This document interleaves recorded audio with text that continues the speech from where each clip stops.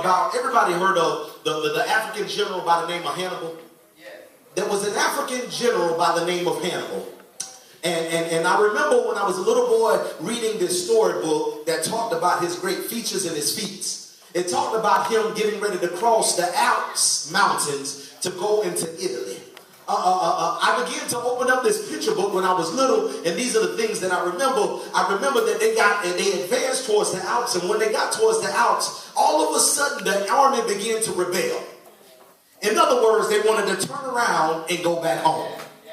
Y'all don't hear what I'm saying. In other words, they saw a border that they could not go through. In other words, they saw something that was so big they didn't think that they can handle it. And I'm talking to somebody in this house. You've been faced with some obstacles. You've been faced with some mountains. And you no longer think that you can go forward. But I came to tell you it's about moving. Or are you going to stay in the same place?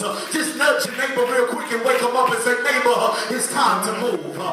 It's time to move. The question is to move or not to move. What are you going to do? Are you going to stay here in the same spot? Or you are going to advance to the next place that God has called you to do? Watch this. So the army said, I'm ready to go back home. Hannibal, I don't think we can handle this. And this is what Hannibal did. I don't know if the story is all the way true, but when you read the pictures of the story, it begins to do this right here. It said that Hannibal encouraged the army with these words. He said, we don't see no mountains. We don't see no Alps. In other words, forward march.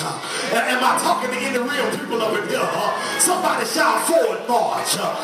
It's a barrier in front of you, but I came to tell you forward march. While life may not seem like it's always that easy, sometimes you got to encourage yourself and say forward march. Am I talking to any real folks over here?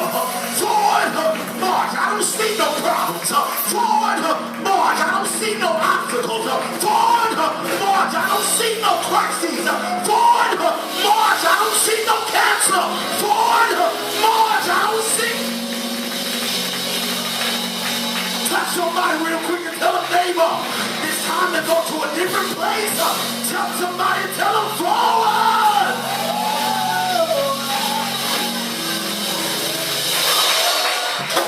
Faith. When we got faith, what it does is it changes the inner landscape, and it does not matter what's on the outer horizon. You got to understand, this is why Paul said it like this. He said we walk by faith and not by sight. If you always pay attention to what your visible eye saw, you will mess yourself right on up. Because a lot of times when we see something, we perceive something. And Paul's flipped it up and he said we walk by faith, not by sight. In other words, you got to know that faith can move mountains. Why? Because what it does is, it says this, it says, although you got something on the outside, you got something much greater down on the inside. This is why the scripture says, greater is he that is in me than he that is in the world. Faith don't always make no sense, but it's an outward sense that makes the inward vision very clear. Did you hear what I just said?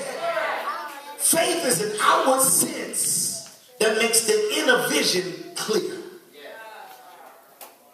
The problem is we think that faith always manifests on the outside, when we have to realize it begins down on the inside. There was a poem that said it like this. It said, fear knocked at my door. Faith answered and nobody was there. Y'all don't hear what I'm saying. Fear knocked at my door, but when faith opened up, it wasn't nobody around. And I'm talking to any real people up in here. So you got to know that you can move mountains with your faith, because what it does is it transforms the inner landscape of your life. The next thing I want to point out is that faith enlarges the possibilities of life. Some of y'all wonder why y'all ain't made it big. Y'all don't hear what I'm talking about. Some of y'all wonder why the business has not took off yet. Some of y'all wonder why you ain't got the $1 million yet. It's because your faith is on a low level right about now. God is trying to call you to a higher level of faith. Why? Because it enlarges the possibilities of my life. Faith does not keep me down. around here, what faith begins to say is, son, you can have the world if you want it. Faith begins to say, if you want this, go get it. Faith begins to say, if you want that house, go get it. Faith says, you don't have the money to start the business, step out the boat and